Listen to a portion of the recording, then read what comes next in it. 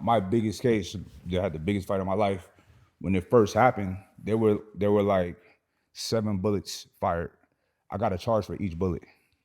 Ag assault, deadly weapon, ag assault, deadly weapon. You know what I'm saying? Endangerment, like all of that.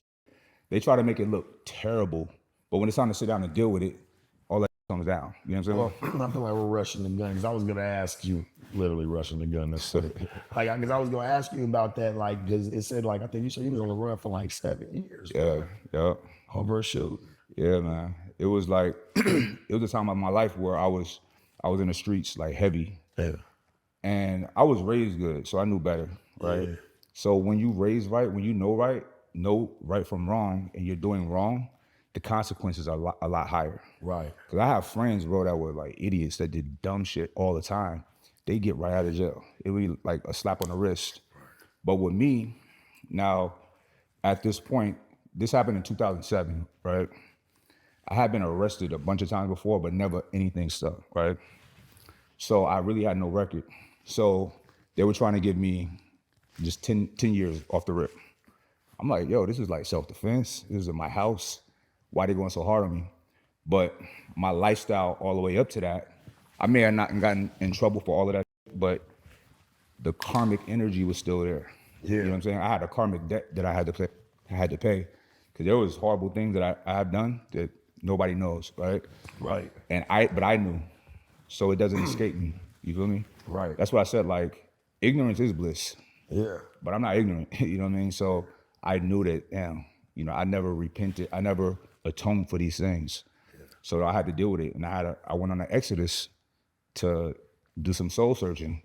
And to, like, that 7-year period was a grace period for myself. That's amazing. 7 years. 7 years.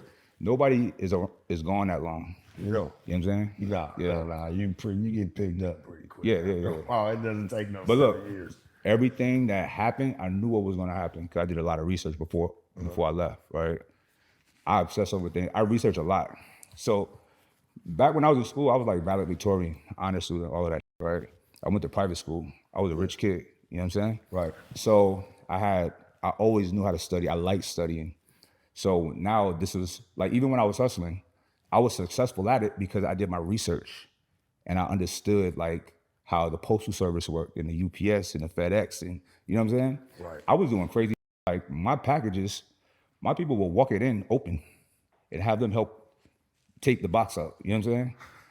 Yeah, but we would have it sealed to a degree, but we'd be playing them like, we come in there with shirts all over the shit and like, hey, can you help me do this? Because the first line of defense is right there. They're the first ones that like go through your.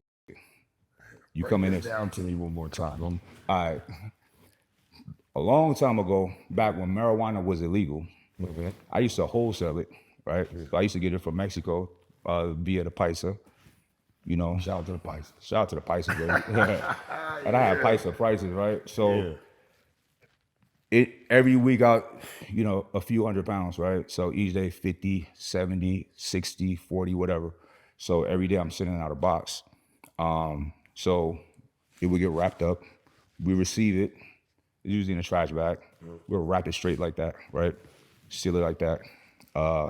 You get, I'm giving up game right now, but this game is done. Ahead, man. This game is done. No excuses why you should. So you go to AutoZone and get like the all-purpose grease. Yeah. It's like a just grease for whatever. We put that all over the brick. Yeah. Wrap it again.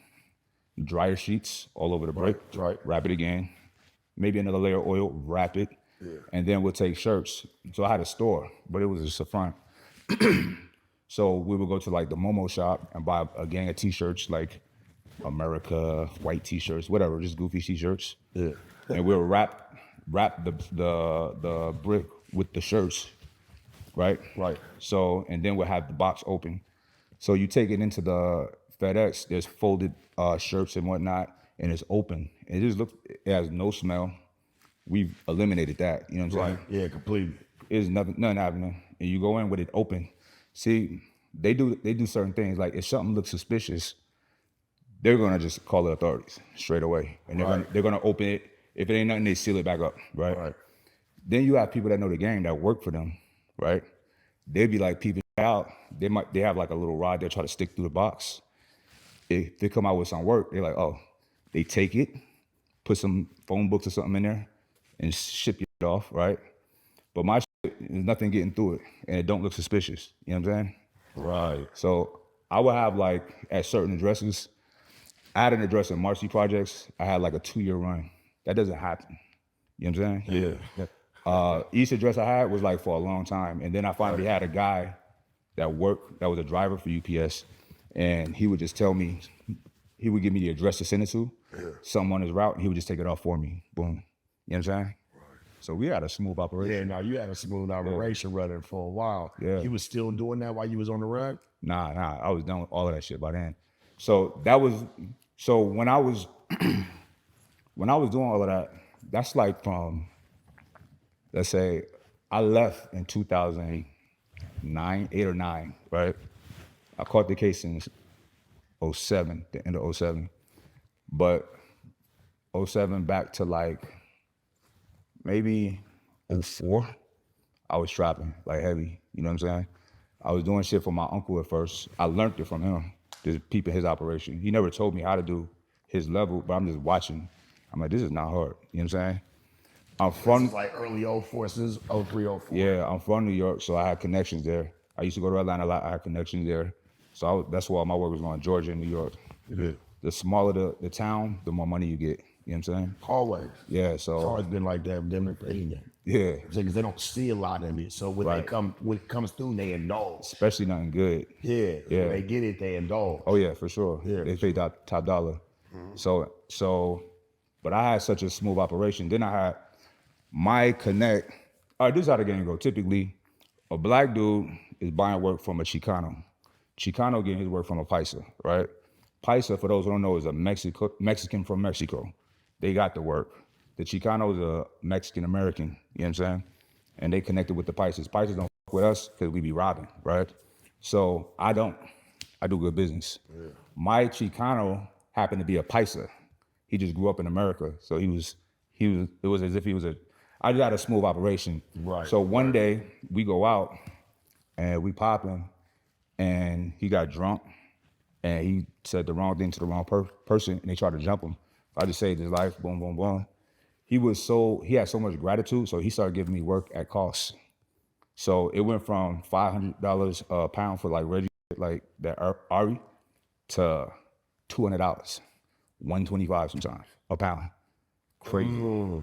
So what I started doing, I was like, yo, I got it. Y'all come get it. I got it for $400.